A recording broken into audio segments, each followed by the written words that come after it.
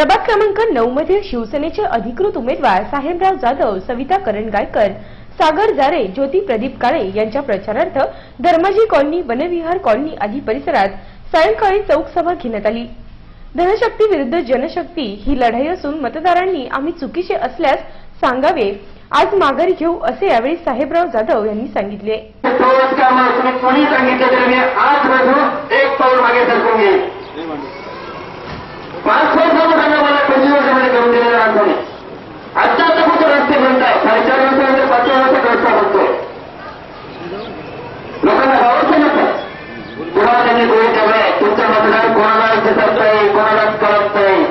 परिसरातील घराणेशाही, दडपशाही थांबवण्यासाठी प्रभाग 9 मधील शिवसेनेच्या या चारही उमेदवारांनी एल्गार पुकारल्याने नागरिकांकडून मोठ्या प्रमाणात प्रतिसाद मिळत आहे।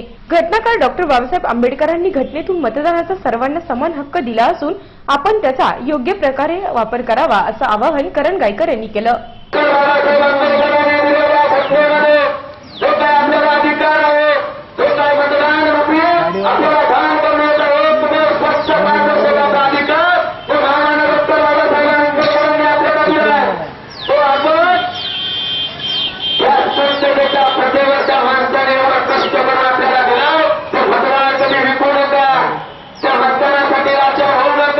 प्रचार प्रमुख प्रमोद जाधव, काळे काका, कौतिक जाधव यांच्यासह ठिकठिकाणच्या नागरिकांनी मोठ्या संख्येने हजेरी लावली होती।